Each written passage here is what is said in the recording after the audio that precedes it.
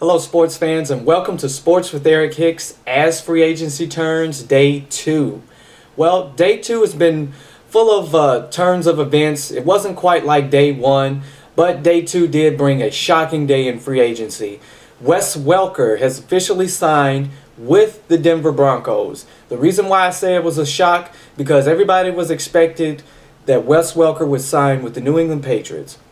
Reason being is because Tom Brady took a pay cut to take lesser money in order for the Patriots to re-sign Wes Welker. There's been buzz and rumors going out that the deal that the Patriots offered Wes Welker was 2 years, $10 million for the contract, a 2-year deal worth $10 million. Well, Wes Welker and the Patriots couldn't obviously get the deal working, so he went to Denver, where they offered him a 2-year deal worth $12 million.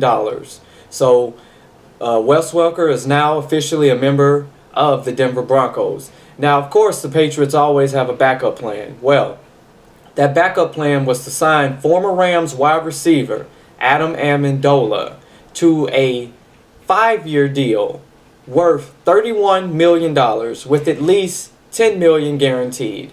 Now, of course, this was a shocker to me because Amendola, as a guy that really doesn't have as much experience as Wes Welker, though he did go to the same school, Texas Tech. He played with Josh McDaniels when Josh McDaniels was the head coach in St. Louis. So, there's a little bit of similarities there, but he's no Wes Welker. And to give a guy that big of a contract, of course, they only guaranteed $10 million of it. So if he doesn't live up to par, the Patriots will do what they always will do: release him, trade him, move on. But the thing about that is, Wes Welker, to me, should have gotten that type of deal, that type of contract, guaranteed him a little bit more. Over the last 6 seasons he's been with New England, he's caught well over 100 catches.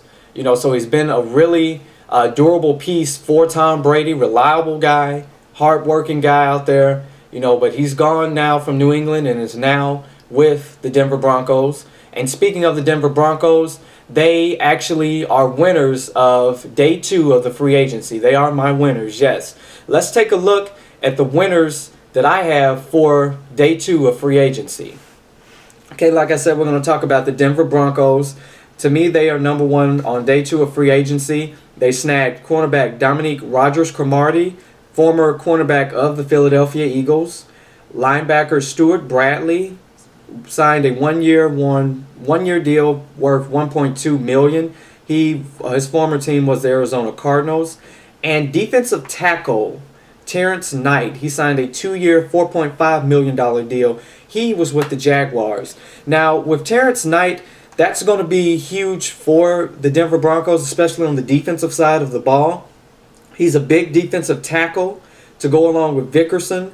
Those guys, those are going to be run stoppers. As far as anybody trying to go up the middle, they signed those 2 guys to stop the run up the middle. Stuart Bradley would be a complimentary linebacker piece to go on with the Broncos, since they did release DJ Williams. So he will be looked on and called upon to fill that role where DJ Williams started. Wes Welker, probably one of the biggest steals for the Denver Broncos, because not only are they going to play New England next season in New England, but Peyton Manning's going to have a complimentary piece, a slot receiver. And the one thing about Peyton Manning is he loves his slot guys. If you remember back in the past when he played with Indianapolis, he had Brandon Stokely, Austin Collie.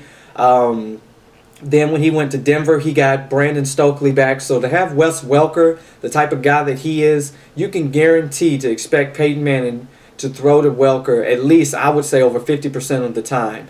Because if you get people to commit to the slot receiver, then it's going to be wide open for Demaryius Thomas and any other weapons that Peyton Manning decides to throw to. So give it up to the Denver Broncos for winning day 2 of free agency. We're going to move on to number 2 of day 2 winners, the Detroit Lions. Obviously, you heard me talk about it in day 1, where Reggie Bush was expected to go to the Detroit Lions for a visit, safety Oliver Quinn as well. Well, the Lions got their players. They not only got Reggie Bush, Glover Quinn, but also re-signed Chris Houston to a 5-year, $15.5 million deal, and former defensive tackle of the Seattle Seahawks, Jason Jones. So, with that being said, they replace Cliff Averill with Jason Jones, plus get an extra safety on defense, plus a corner. So this actually helps, but more so what helps the Detroit Lions is Reggie Bush. Like I said, over the last couple of seasons, Detroit has had, not very much luck with running games. So with Reggie Bush, they get a player who's a much, showed in Miami when he was healthy, he was an every down back. So he gets a chance to start with the Lions. He's in a dome. So you know how he did in New Orleans. You know how he did in USC. I hear a lot of people on NFL Network were talking about, was it going to be a difference between turf and the dome field? I don't see really a difference, because if you recall in the NFC Championship game where the Chicago Bears and the New Orleans Saints played in the cold and it was snowing, Reggie Bush caught a pass and he just hauled out to get a touchdown. So I don't think the dome or field matters, but I just expect Reggie Bush to have a great season with the Detroit Lions, and I think they're going to do exceptionally well, especially with the running game. You got Megatron, you got Matthew Stafford, you got to run, you can do play action. I think they're going to have a lot of fun this year. So look for the Lions to really do something this year once the season starts. Another team on my winners for day 2 is surprisingly the Oakland Raiders. Now, of course, the Raiders were quiet in day 1. They did release their wide receiver, Hayward Bay. They also released their safety, Michael Huff.